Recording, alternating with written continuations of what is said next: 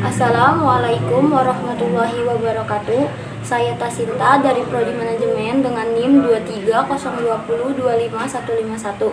Di sini saya akan menjelaskan contoh dari hukum permintaan dan penawaran barang konsumsi, yaitu telepon genggam.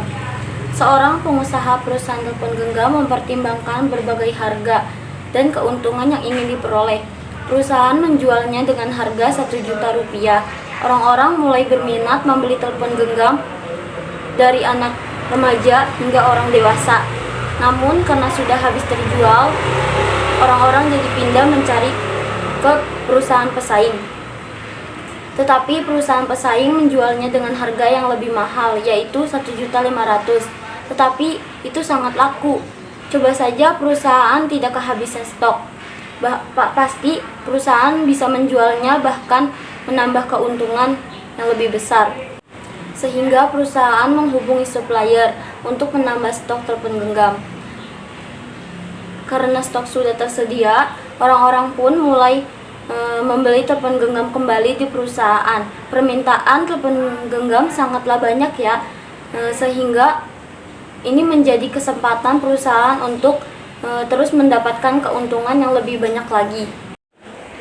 Grafik berikut ini menunjukkan hubungan antara harga dan jumlah penawaran dari sudut pandang pengusaha.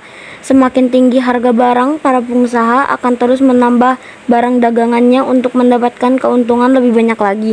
Tapi di suatu titik, bila harga barang terlalu tinggi, banyak orang yang menjadi tidak mampu untuk membelinya. Dan dengan banyaknya jumlah persediaan barang yang ada, perusahaan malah jadi kelebihan stok. Jadi apa yang harus perusahaan lakukan? Perusahaan tidak akan berputus asa, bukan? Sepertinya menjual dengan harga lebih murah lebih baik daripada tidak ada penjualan sama sekali. Dan ternyata perusahaan pesaing juga terus menurunkan harga telepon genggamnya. Karena penjualan perusahaan semakin banyak, persediaan telepon genggam pun di perusahaan semakin sedikit. Berarti saatnya perusahaan untuk menambah stok telepon genggam lagi. Hal ini biasanya disebut sebagai kurva penawaran. Dan pada grafik ini menunjukkan hubungan antara harga dan jumlah permintaan dari sudut pandang pelanggan.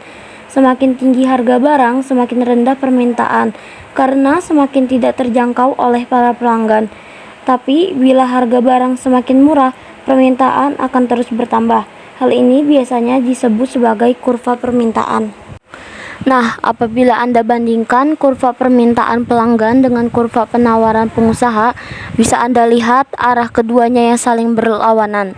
Di satu sisi, para pelanggan ingin berbelanja dengan harga lebih murah. Di sisi lain, para perusahaan ingin mendapatkan keuntungan lebih banyak. Namun, ada satu kondisi di mana keinginan pengusaha dan keinginan pelanggan saling bertemu, yaitu pada titik saling berpotongan. Titik ini biasanya disebut sebagai titik keseimbangan harga. Hal ini menggambarkan kondisi di mana jumlah barang dan harga yang diinginkan oleh para pelanggan sesuai dengan jumlah barang dan harga yang ditawarkan oleh para pengusaha.